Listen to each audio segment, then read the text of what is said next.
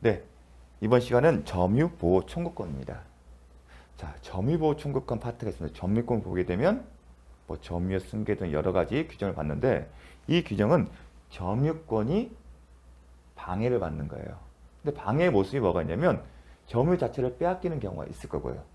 점유 자체는 빼앗기지 않는데 점유권의 권리 행사를 방해받고 있거나 아니면 방해받을 염려가 있는 경우입니다. 빼앗기는 경우는 점유부 자체를 뺏깁니다. 내가 갖고 있는 것을 누군가 가져간 경우. 가져간 것은 아니지만 방해를 받는 경우다. 내 땅이에요. 내 땅 위에 지금 옆집 살고 있는 사람이 공사의 목적으로 자재를 갖다 놓는 거. 그게 방해를 받는 겁니다. 내 땅 위에 갖다 놓는 게. 왜냐면 공사 자재를 갖다고 해서 점유를 빼앗기는 건 아니거든요. 하지만 방해를 받는 겁니다. 아니면 공사 진행 도중에 그럴 염려가 있는 경우, 그런 현재는 방해는 없지만 방해받을 염려가 있는 경우, 그러한 경우에 점유권자를 보호할 수 있는 방안이 점유보호 청구권입니다. 법에 정해져 있습니다. 빼앗겼으면 뭐죠? 보호방이 돌려받는 거고요. 방해를 받고 있으면 방해를 제거하는 거고, 방해받을 염려가 있으면 예방하는 겁니다. 그 내용은 보호 청구권은 그런 내용들입니다. 그게 이제 204조, 205조, 206조에 정해져 있습니다. 시험은 이 해당 권리에 있어서 포인트가 정해 있습니다. 그래서 정확히 이 포인트에서는 이것을 정확하게 기억하십니다. 그렇게 정리가 될 겁니다. 그런데 이제 시험과는 무관하지만 이해 차원에서 설명하겠습니다. 지금 점유보호 청구권은 전제 뭐죠? 점유권을 보호하는 겁니다. 점유권은 뭐죠? 물권이에요. 기본적으로. 물권은 채권과 비교를 했을 때 개념적으로 어떤 특징이 있죠? 물건을 직접 지배해서 배타적으로 그 이익을 누릴 수 있는 권리입니다. 특징이 뭐였죠? 배타성이었어요. 그리고 이 배타성의 특징 때문에 공시가 필요하고 물권 법정주가 필요했다는 얘기를 했었습니다. 반면에 채권은 뭐죠? 예컨대 매매계약을 체결했을 때 매도인과 매수인 사이에 각자 상대방에 대해서 각자 권리를 갖고 있는데 예컨대 매도인은 매수인에 대해서 매매대금 지급 청구권, 매수인은 매도인에 대해서 소유권 이전 등기 청구권이 있는데 특징이 뭐죠? 채권이에요. 즉 채권의 특징은 상대방의 이행에 문제가 남는다. 즉 이행이 있어야만이 서로 간에 상대간에 서로의 이행이 있어야만이 목적을 달성합니다. 그런 개념적인 차이가 있습니다. 그렇다면 이 물권이 침해됐을 때는 보호를 해주죠. 그 의미는 뭐냐면 이 배타성을 확보하는 방법. 배타성을 지켜주는 것. 자, 빼앗겼으면 다시 돌려받게 해야만이 그 배타성을 지켜주는 거죠. 방해받았을 때는 제거를 해주고. 그래서 점유보호 청구권에서 점유보호 청구권이 나오고 소유권 했을 때는 소유권에 의한 반환 청구권과 아니면 소유권에 의한 방해, 제거 내지는 예방 청구권이 생기는 겁니다. 반면에 채권이 침해됐을 때는요. 채권이 침해됐다는 얘기는 결국은 상대방이 이행을 하지 않았다는 겁니다. 상대방이 이행을 하지 않는다. 그게 법적인 표현은 뭐다? 채무 불이행. 채무를 이행하지 않았다. 이런 경우에 어떠한 구제수단이냐. 그렇게 접근하는 겁니다. 즉 물권과 채권의 차이에서 출발하는 거예요. 따라서 채권법 측에서는 이런 얘기가 없어요. 그럼 어떤 얘기냐? 채무를 이행하지 않았을 때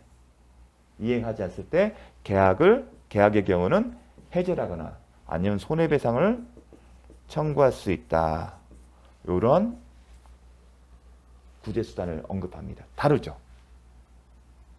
그래서 이게 물권과 채권의 차이점이다. 그래서 물권에서는 배타성을 지키기 위해서 하는 거다. 그럼 침해 형태가 어떤 건지를 이제 기억하시면 그 패턴대로 소유권도 가고요. 나중에 기타 용익물권이나 제한물권도 생기는 겁니다. 그러면 저당권의 경우에는 예컨대 이게 침해 형태를 보고서 거기에 구제방을 주는 거잖아요. 근데 저당권은 점유를 합니까? 점유 자체가 없잖아요. 그렇기 때문에 반환 청구권이라는 게 인정되지 않는 겁니다. 그것도 이제 시험에 잘 나옵니다. 근데 알고 보면 침해 형태를 알고 보면 답은 쉽게 찾을 수가 있는 겁니다. 자, 그러면 구체적으로 살펴보도록 하겠습니다. 자, 점유물 해소 청구권은 이제 다시 돌려받는 거예요. 그런데 우리가 소유권 했을 때 반환 청구권은 이미 배웠어요. 그때는 요건이 소유자고 소유자가 점유자를 상대로 이제 청구를 하는 겁니다. 근데 점유물 해소 청구는 좀 특징이 있습니다. 뭐가 있냐면 법조문에 점유를 침탈을 당한 때 요겁니다. 점유자가 점유 침탈을 당한 때야만이 뭘 할 수 있다?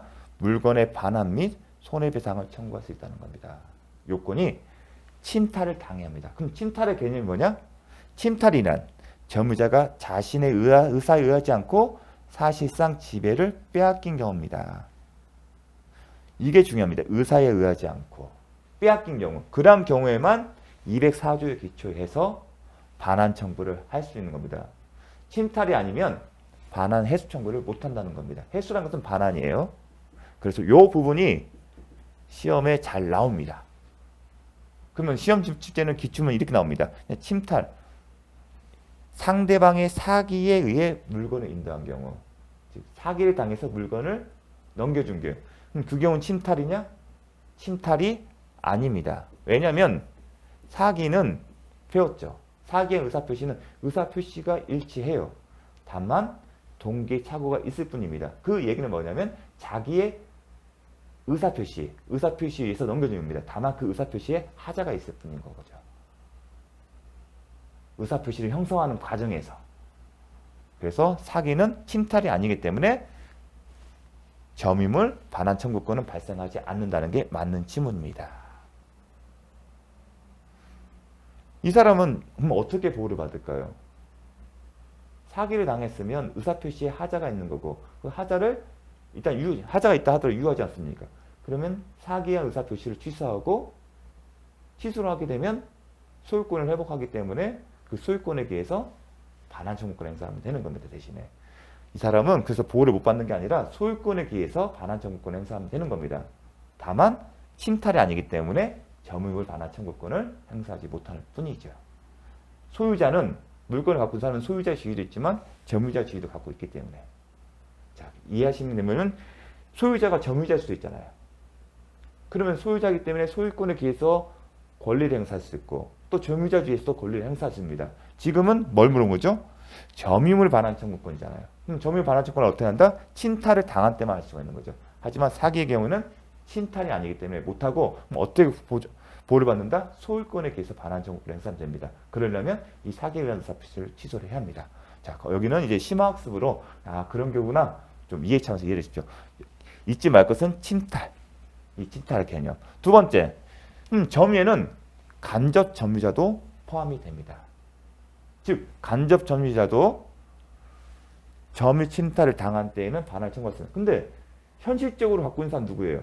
직접 점유자죠. 즉 직접 점유자가 점유를 빼앗길 때는 직접 점유자뿐만 아니라 누구도 간접 점유자도 204조에 기해서 점유물의 반환을 청구할 수 있다는 겁니다. 자, 그런데 주의할 건 뭐냐면 자, 직접 점유자가 갖고 있는 목적물을 제3자에게 넘어갔는데 이게 빼앗긴 경우죠. 빼앗긴 경우면 직접 점유자도 점유자니까 점유권에 의해서 204조 반환을 청구할 수 있고 또 누구도 간접 점유자도 할 수 있다는 얘기입니다. 이 얘기는. 그런데 만약에 직접 점유자가 제3자에게 빼앗긴 게 아니라 자신의 의사표시에 의해서 인도한 경우입니다. 빼앗긴 게 아닌 경우. 그럼 직접 점유자는 침탈당한 게 아니기 때문에 반환 청구 못하죠. 마찬가지로 간접 점유자도 못한다는 얘기입니다. 이 얘기는 정리하면 간접 점유자의 점유물 해수 청구의 요건, 점유 침탈 여부는 누구를 기준으로 한다? 직접 점유자를 기준으로 하는 겁니다. 따라서 직접 점유자가 제3자에게 자기의 의사표시를 빼앗긴 경우가 아니라면 자의로 자기 의사표시를 넘긴 겁니다. 설사 이렇게 직접 점유자 제3자에게 넘기는 것이 간접 점유자의 의사에 반하다 하더라도 해수 청구권을 행사할 수 없다는 논리가 성립됩니다. 그래서 이 얘기입니다. 직접 점유자가 임의로 이 얘기는 빼앗긴 경우가 아닙니다. 타인에게 양도한 경우에는 그것이 간접 점유자의 의사에 반하더라도 침탈된 경우에 해당되지 않는다. 요 표현까지 기억을 해주십시오. 쉬운 문장은 아닌데 정리하게 되면 간접 점유자의 해수 청구권 누굴 기준한다? 직접 점유자를 기준한다. 직접 점유자 입장에서 빼앗긴 경우 침탈이 아니면 행사할 수 없고 침탈이야만이 행사할 수 있다는 겁니다. 설사 침탈이 아닌 경우에 설사 그게 간접 점유자의 의사에 반한 경우다 하더라도 어떤 경우냐면 혹시 이제 공부가 되신 분이면 임대차 계약 경우는 무단 전대, 무단 양도 금지가 있습니다. 자, 전대차 계약이나 아니면 임차권을 양도하는 게 임대인의 동의 없이는 할 수가 없습니다. 만약에 그러한 경우는 간접점유자 의사에 반하는 거죠. 하지만 임차인이 제3자한테 목적물을 전대차하는 경우에는 직접 점유자 입장, 임차인 중심에서 된 침탈은 아니에요. 그런 케이스예요. 좀 더 좀 어려울 수도 있는데 이게 전대차 계약을 생각하시면 됩니다. 왜냐면 간접 점유자 임대인이고 직접 점유 임차인이고 제3자는 전차인이거든요. 임대인 입장에서는 직접 점유자 제3자 사이에 전대차나 양도를 원치 않아요. 원칙적으로. 딱 그 케이스입니다. 근데 만약 이해가 필요하다면 그 사례를 가지고 이해하시면 됩니다. 우리는 요 정도까지는 반드시 기억을 하셔야 합니다. 다음. 자, 근데 이러한 침탈을 당했을 때 어떤 권리가 있죠? 반환 청구 및은 그다음 손해배상을 청구할 수 있습니다. 동시에 할 수 있다는 얘기입니다. 반환 청구도 할 수도 있고 손해배상 청구를 할 수 있다는 겁니다. 근데 언제 한다? 1년 내에 행사를 해야 합니다. 언제로부터? 침탈을 당한 날로부터. 그런데 1년 내 행사의 의미를 뭘로 하냐면 반드시 소를 제기해야 한다는 겁니다. 즉 침탈한 사람을 상대로 해서 야 이거 돌려줘 너 침탈에 해당되니까 그걸 사적으로 얘기하는 게 아니라 반드시 법원에 소송을 하는 겁니다. 어떤 용도로? 점유물 반환 청구 소송 내지는 손해배상 청구 소송을. 이게 출소기가 뭐냐면 법원에 소송을 제기한다. 우리가 여러분이 시험범위에 들어가는 범위에서 출소기간 딱 이거 하나예요. 그래서 좀 특징이 있습니다. 출소기간이 어떤 의미지? 반드시 소를 제기한답니다. 법원에 소장을 내라는 얘기입니다. 소장 제목은 청구명은 점유물 반환 청구 소송 내지는 손해배상 청구 소송이 될 겁니다. 자, 그다음에 중요한 건 또 뭐냐면 자, 우리가 점유권은 기본적으로 점유에 기초한 거예요. 따라서 점유를 잃게 되면 점유권도 없어집니다. 다만 민법 규정에 따르면 반환을 했을 때는 회수를 했을 때는 그렇지 않는다. 상실되지 않는다는 예외 규정이 있습니다. 하지만 기본은 점유권은 점유를 기초하는 거고 상실이 되면 점유를 상실하게 되면 점유를 잃게 되면 점유권도 없어집니다. 이게 기본 세팅입니다. 그런데 점유와 관련돼서 이러한 논리구조 가는 게 또 하나 있어요. 뭐냐? 유치권도요. 유치권은 이제 본권이라고 합니다. 점유권, 본권 나눴죠. 그리고 소유권 있었고 소유권을 제한하는 물건이 있는데 그중에 담보 물건이 유치권이 있습니다. 유치권의 성립 요건은 점유와 관련된 요건과 피담보 채권과 관련된 요건이 있는데 점유와 관련된 요건에서는 유치권은 점유가 되어 있습니다. 그 얘기는 점유를 상실하게 되면 유치권도 상실이 됩니다. 이러한 어떤 논리 전제에서 나오는 지문입니다. 즉 점유를 잃게 되니까 점유권도 잃게 될 뿐만 아니라 모두 유치권도 상실된 케이스입니다. 근데 유치권은 본권이에요. 아까 제가 점유권, 본권 구분한 이유가 이런 것 때문에 설명을 하기 위한 겁니다. 근데 점유를 상실하니까 점유권도 잃게 되고 유치권도 잃게 되는데 본권을 잃게 됐어요. 그러면 점유권을 잃게 되면 보호하는 게 있었죠. 반환 청구 내지는 손해배상 청구할 수 있고 근데 그 권리는 1년 내에 행사한다는 단서가 있습니다. 근데 주장하는 사람이 뭘 주장하냐면 자기는 점유권만 상실한 게 아니라 유치권을 잃어버렸다. 침탈당해서. 점유를 침탈당해서 유치권까지 잃게 됐고 그런 말미암아 손해를 입었다. 그 얘기를 한 겁니다. 근데 그러한 경우에도 204조 사망이 적용되는지 여부가 쟁점이 됐습니다. 만약 이러한 경우에도 그런데 법조문의 유치권 편에는 이런 조항이 없어요. 단지 점유권 파트에 204조 사망에 이런 조항이 있습니다. 이러한 경우에 그런데 특성은 있죠. 점유라는 기초를 이루어지기 때문에. 그런데 점유권과 유치권 별개의 권리예요. 즉 점유권 본권이잖아요. 따라서 유치권 편에 별도의 규정이 없으면 204조 사망은 적용되지 않습니다. 근데 그걸 어떻게 푸냐? 204조 사망은 이 점유권에 나온 규정이죠. 본권 침해로 유치권이에요. 점유가 상실되면 점유권도 상실되고 유치권도 상실됩니다. 그럼 당연히 상시 점유권이나 유치권 상실되면 손해가 발생할 수 있습니다. 그렇게 생각하시면 됩니다. 유치권 침해로 발생한 손해배상 청구권 행사에는 적용되지 않는다. 이게 핵심 표현입니다. 따라서 점유를 침탈당한 자가 본권인 이 사람 점유 침탈당했으면 점유권도 침탈당한 거고 유치권도 침탈당하는 겁니다. 근데 이 사람이 점유권 침탈이로 손해배상 청구할 때는 204조 3항이 적용돼서 반드시 1년 내에 소를 제기하지만 이 사람이 뭘 주장한다? 본권인 유치권 소멸에 따른 손해배상 청구. 즉 이것도 하나의 권리이기 때문에 손해배상 청구할 수 있거든요. 이 사람 주장하는 것은 점유권이 침탈을 이유로 손해배상 청구하는 게 아니라 본권인 유치권 소멸에 따른 손해배상 청구하는 경우이기 때문에 204조 3항이 적용되지 않는다는 겁니다. 요 표현 잘 기억해 주십시오. 본권인 유치권 소멸에 따른 손해배상 청구권 행사에는 204조 3항이 적용되지 않는다. 따라서 본권인 유치권 소멸에 따른 손해배상 청구권은 침탈을 당한 날부터 1년 내에 행사한다는 지문에 맞다 틀린다. 틀린 겁니다. 그렇게 문제를 낼 수가 있습니다. 자, 따라서 본권인 유치권 소멸에 따른 손해배상을 행사할 때는 침탈 당한 데 1년 내에 행사할 것을 요하지 않는다.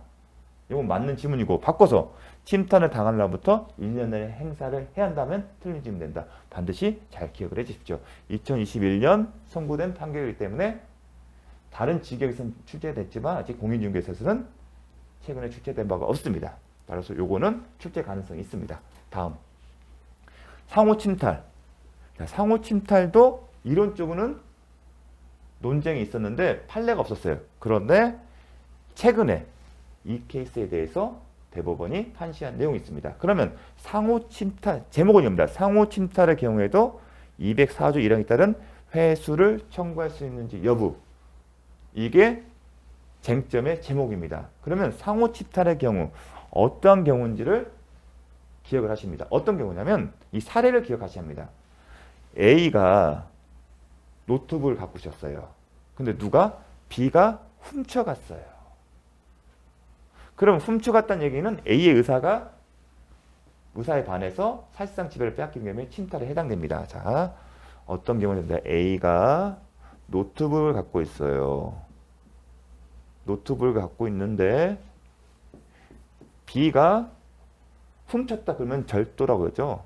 절도를 했어요. 그래서 노트북이 가져갔겠죠. 여기서 이렇게 왔어요. 절도죠.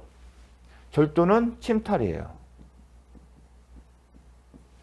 그래서 현재 B가 노트북을 갖고 있어요. 그러면 이 사람이 점유자예요. 이 노트북을 누가 갖고 있어요? B가 사실상 지배하기 때문에 B가 점유자예요. 이 사람은 소유자였고 예전에 절도를 당하기 전에 이 사람이 점유자였는데 B가 이걸 훔쳐간 순간 점유자는 아니죠. 빼앗겼으니까 현재 빼앗겨서 점유는 항상 사실상 누가 이걸 지배하고 있냐는 그 개념이죠. 이걸 지배할 권리가 있는지 여부는 두 번째 문제고 빼앗겼기 때문에 이 점유는 이 사람한테 있는 거예요. 그래서 B가 갖고 있어요. 그런데 우연히 A가 지나가다가 B가 노트북을 갖고 있는 걸 봤고 이 노트북이 자기가 잃어버린 물건인 것을 알았어요. 그래서 A가 이거를 빼앗았어요.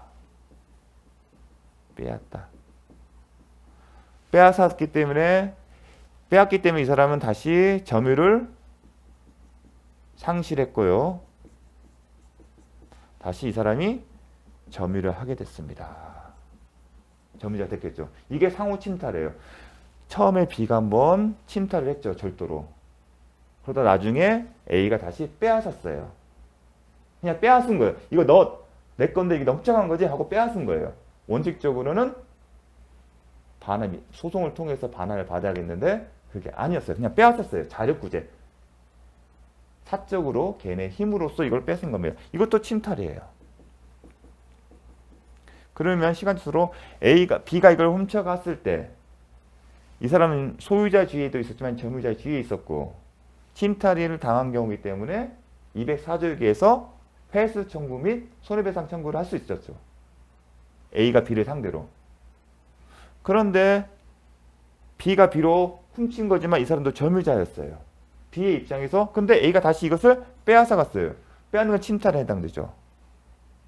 그럼 이 경우에 과연 B가 이 상호 침탈의 경우에 문제는 과연 B가 A를 상대로 해서 204조에 기초한 점유물 해수 청구를 행사할 수 있느냐가 쟁점이 된 겁니다. 어떤 경우인지 알겠죠? A가 B에게 빼앗겨서 당연히 할 수 있겠죠. 그런데 A가 B를 다시 빼앗은 거예요. 침탈한 거예요. 그래서 상호 침탈이에요. 서로가 한 번씩 침탈한 거잖아요. B가 한 번 침탈했고요. 다시 A가 침탈했지 않습니까? 침탈의 주체는 처음에 B였다가 나중에 A였잖아. 그래서 상호 침탈인 겁니다. 지금 침탈의 모습이 두 가지가 있는 경우. 이 경우에 B가 A를 상대로 해서 침탈을 이유로 반환 청구를 할 수 있느냐가 논의의 쟁점이었습니다. 즉 상호 침탈의 경우에도 204조 1항에 따른 점유를 해서 청구할 수 있는 여부가 어떤 경우냐? B가 훔쳐갔는데 A가 우연히 이를 발견하고 강제로 빼앗긴 거. 다시 B가 침탈을 당한 경우. 그 경우에도 B는 점유자죠. 비록 이게 훔친 거지만 점유권 개념은 이걸 법적으로 점유할 수 있는 권리가 있는지 여부를 묻지 않고 그건 본권의 문제고 점유권은 이것을 현재 지배하는 것. 누가 지는 사실상의 개념이라고 했죠. 따라서 점유자예요. 점유자이기 때문에 점유권이 있고 점유권이 있기 때문에 과연 A에게 반환을 청구할 수 있는지 그게 쟁점이 된 겁니다. 여기에 대해서는 학설이 분분했는데 판례는 뭐다? 못한답니다. 못한다. 왜냐하면 B가 점유권에 기초해서 침탈을 당한 건 맞아요. 그럼 법조문의 요건은 맞아요. 침탈을 당한 게 맞기 때문에 B가 A를 상대해서 반환 청구를 할 거예요. 하지만 이건 출소기간이기 때문에 반드시 소송을 제기합니다. 근데 A는 어떤 얘기를 할 수 있죠? B가 이걸 훔쳐간 거다. 훔쳐가기 때문에 나에게 소유권이 있는 거기 때문에 아니면 점유권에 있기 때문에 다시 반환 청구를 할 수 있겠죠. 그 논리를 근거로 해서 할 수 없다는 겁니다. 그게 어떤 표현이냐? 상대방 B로부터 점유를 입어받게 침탈당한 점유자가 상대방 B로부터 점유를 탈환했을 경우 뺏은 거 아니겠습니까? B에게서 이름의 점유의 상호 침탈의 경우 상대방의 점유 해수 청구가 받아들여지더라도 즉 B의 A에 대한 점유 해수 청구가 받아들여도 A는 다시 상대방의 점유 침탈을 문제 삼을 수 있죠. 또 훔쳐간 거잖아. 문제 삼아 해수 청구권을 행사함으로써 다시 자신의 점유를 회복할 수 있다면 할 수 있잖아요. A는 네가 이거 훔쳐갔으니까 204조 위에서 아니면 소유자 위에서 다시 할 수 있거든요. 근데 여기는 상호침탈 점유권의 문제이기 때문에 204조의 문제에서 할 수 있기 때문에 상대방의 점유 해수청구를 인정한 시 무용하다. 의미가 없다. 실익이 없다는 겁니다. 어차피 돌려줘도 다시 A는 B가 훔쳐간 것을 이유로 해서 반환 청구를 할 수 있잖아. 해수 청구할 수 있잖아. 그래서 불필요한 것을 결국 반복할 필요가 없다는 취지입니다. 그 얘기입니다. 따라서 이러한 경우에 점유자의 점유 탈환 행위가 비록 209조 2항의 자력 구제에 해당하지 않는다고 하더라도 특별한 사정이 없는 한 상대방은 자신의 점유가 침탈당하였음을 이유로 A를 상대로 204조 1항에 의한 해수 청구를 할 수 없다. 그래서 해수 청구할 수 없다를 기억하십니다. 근데 이게 상호 침탈의 경우에도 점유 해수 청구할 수 있느냐? 어떠한 사례, 어떠한 경우인지 기억하십니다. 그래서 이 예를 기억하셔야 합니다. 만약 출제가 된다면 이런 사례를 가지고도 출제가 될 겁니다. 그리고 기억하시려면 이 사례를 기억하셔야만 이해가 쉽습니다. A 노트북을 B가 훔쳐갔다. 그 침탈이네. 근데 우연히 B가 노트북을 갖고 있는 걸 발견했고 그 노트북이 자기 것을 알고서 빼앗은 경우 B의 입장에서는 빼앗긴 경우 침탈을 당한 경우 과연 그때 B가 A를 상대로 해서 점유물 해수 청구권을 행사할 수 있느냐가 쟁점인데 판례는 아니다. 그 논거는 뭐냐면 A는 설사 B가 A를 상대로 해서 침탈을 이유로 회수를 했다 하더라도 A는 뭘 할 수 있다? 침탈을 이유로 다시 회수를 할 수 있기 때문에 그런 과정을 반복하는 것은 무용하다는 논리를 제시를 했습니다. 그리고 이해 차원에서 자력구제에 해당하지 않는다고 하다는 표현이 있습니다. 이게 뭐냐면 우리가 소매치기 당했으면 쫓아가서 뺐잖아요. 그게 자력구제예요. 항상 법의 보호는 법의 도움을 받아야지 사적으로 실행하는 것을 허용하지 않습니다. 그렇게 되면 야만의 시대가 되기 때문에. 하지만 예외적 허용인 게 자력구제입니다. 근데 요건이 엄격해요. 어떤 경우냐? 그 순간 바로 탈환하는 경우만이 허용됩니다. 즉 시간적으로 좀 떨어져 있으면 자력구제를 할 수가 없습니다. 그래서 209조 제2항은 제가 써놨으면 침탈 후 즉시 바로, 그러니까 현행 소매치기 당할 때 바로 뺏는 경우, 그러한 경우에만 허용되고 있습니다. 그래서 이 정도는 그냥 참고 삼아 기억해 주십시오. 침탈 후 즉시의 경우에만 자력구제가, 참 자력구제가 허용된다면 이런 문제 발생하지 않아요. B는 A를 상대로 할 수가 없습니다. 즉 훔쳐가는 순간에 동시에 쫓아가서 뺐으면 B의 입장에서 침탈의 문제는 발생하지 않습니다. 즉 B가 A를 상대로 해서 204조 기한 해수 청구를 할 수 있는 문제가 생기지 않는다는 겁니다. 그래서 즉시는 시간적으로 좁게 제한된 범위에서 자력으로 점유를 회복할 수 있는 것이다. 따라서 침탈 후 상당한 시간이 흘렀다면 자력 탈환권을 행사할 수 없다. 바로 이 케이스가 침탈 후 상당한 시간이 흘렀음을 전제로 한 겁니다. 그렇기 때문에 판례가 점유 탈환 행위가 209조 2항에 자력구제에 해당하지 않는다는 표현을 쓰고 있는 겁니다. 자력구제에 해당되면 이런 논점이 안 나옵니다. 근데 자력구제 자체는 시험에 안 나왔습니다. 10년 동안. 그렇기 때문에 참고 삼아 기억을 하셨으면 좋겠습니다. 다음. 자, 잠시 쉬었다가 하도록 하겠습니다.